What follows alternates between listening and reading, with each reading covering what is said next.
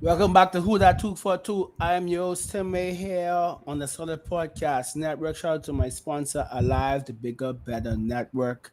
We are alive. And today, I was scrolling on Instagram in the last 2 days. I like to follow certain things. I always aware of what's happening, even if I disconnected. So I saw on Eyewitness this young man being interviewed, and I saw I have like four keywords: basketball, music, film, and art. And I saw the film words. So I was like, okay, I gotta connect with. So Reggie, how you doing, man? Hey, good man. Happy to be up. Thanks for hitting me up. So you been to one of the there are only about maybe a handful of payments who went to full sale and finished full sale, and you now put your name to that illustrious ring. So talk to me about that, man. Talk to me about the full sale experience. Just talk to me about that. Full Sail was an amazing experience. I took the MFA, and so it's an accelerated program. It's really unlike other universities.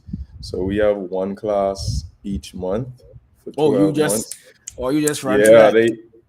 it's like, it feels like a semester load of work into 1 month. And so you do that for 12 months. And it's really hard at first, but once you really focus and you get the hang of it could really be easy. But So it was no breaks, like no summer break, no spring break. listen to me, bro.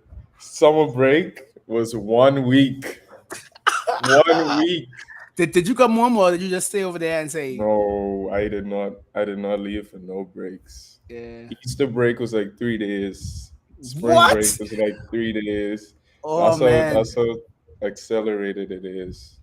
So take me back. What made you decide to, I really want to do this thing? What were you doing before? Like, did you already went to school for something else and decided that you want to do it? Talk to me about that process of getting and making the decision because, yeah, you want to do this film thing, but at the end of the decision, you know what? These next 12 months, I'm about to lock in and beat up my Uh, brain for this degree. so I was actually doing my undergrad at Central State University in Wilberforce, Ohio.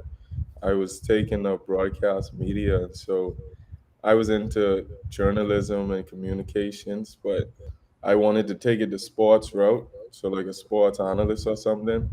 But although I was like the top of the class in that aspect as well, I still knew it was something more that I was missing, and so um, I don't know if anybody knows about Robert Greene's mastery book, but he talks about returning to your origins, and that's like what you were doing like as a child, what you gravitated towards. And ever since a kid, I was always writing, and just creating was my thing. And so I didn't want to like go down the false path. And he also talks about that in his book, Avoiding the False Path. And so um, I just knew that was the jump I had to make if I wanted to get into that industry.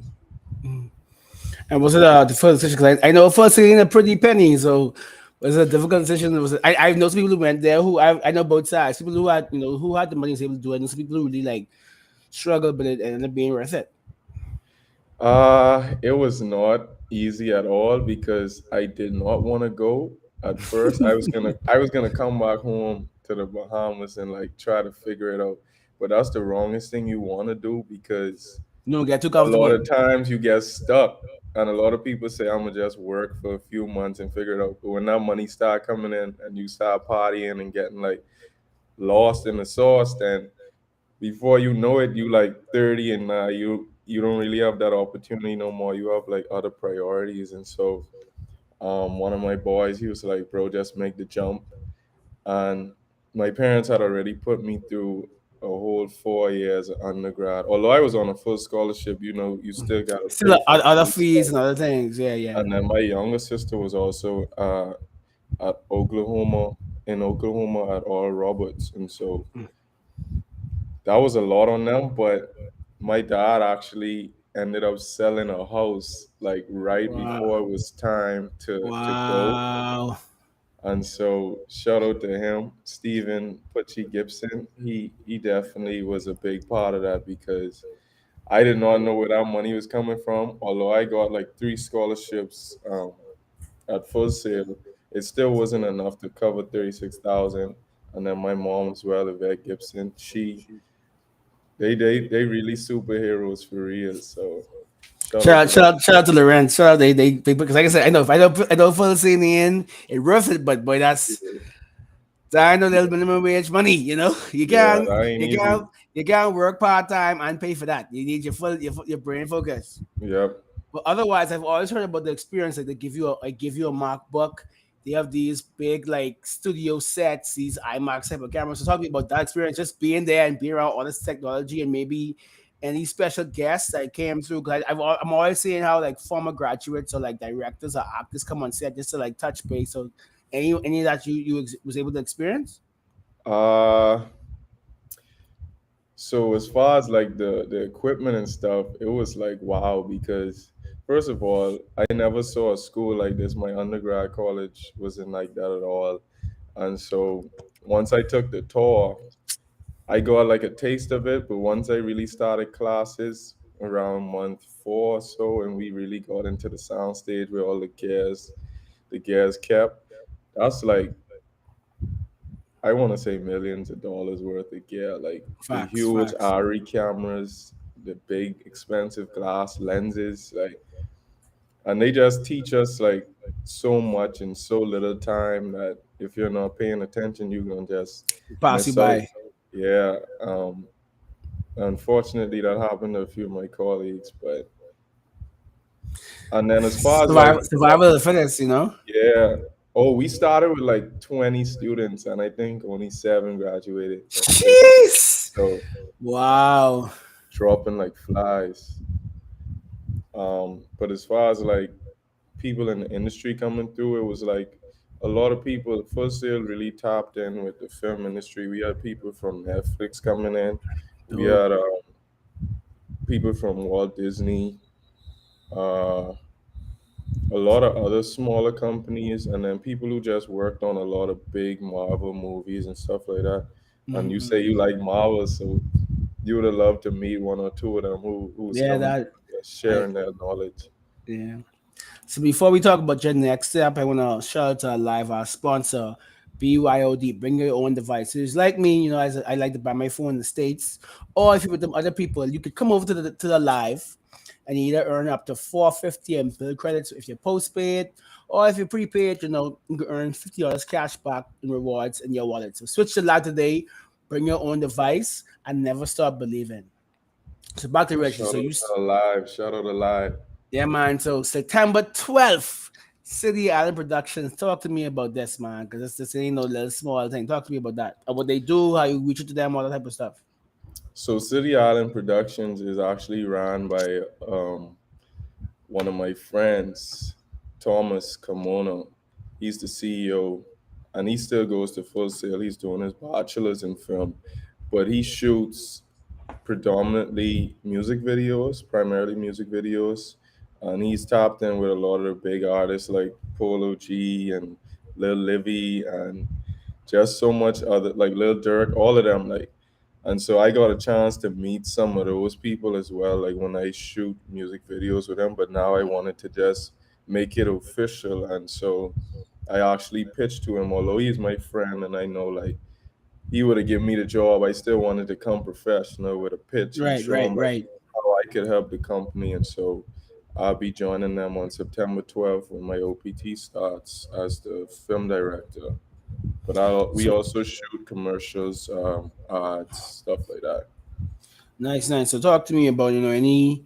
We been talking about movies, and I know you said you did your first degree and you took it at sports. What is your ultimate goal with just this new path?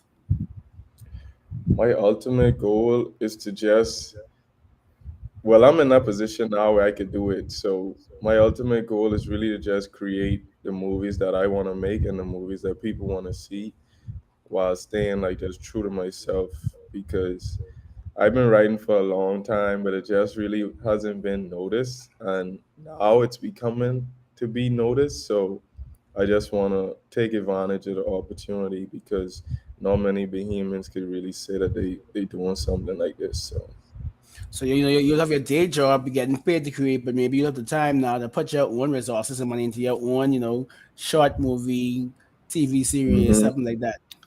yeah, I got some big things planned, and even apart from that, I also want to come back and just try and build a film industry in the Bahamas and show them the proper way of filmmaking, because I see like a lot of amateur stuff, and that's okay because you're gonna learn by trying anyway. But Hmm. if you have someone who actually know what they're doing, who, who And actually know what show they're you the doing. proper tools and the right way to do things.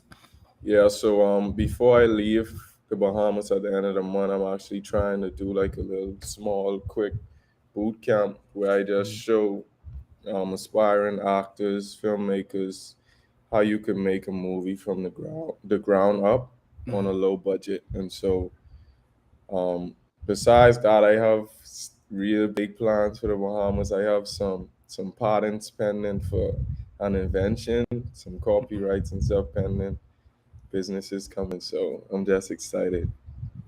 I hope you're able to like come back because we haven't had any of our film festivals due to COVID. So I think Biff may be back in December at Bahamas International Film Festival. And January is usually the Island House Film Festival. So it'd be dope if you could come back, show what you've been Oh, working that'd be on, nice. talk to them. So That'd be nice. yeah. And who Wow. knows? Maybe you start your one. I know there's a guy in Florida, Gerard. He has a film festival. He's a Bahamian. Okay. Yeah, so it'd be good to see. And we have Convoy, Lovato up in Canada. So it'd be good to see if we start getting these payments popping up all over the world, and you guys could like form like culture and really like create a film industry. Yeah, And try to take over. That's what it's about.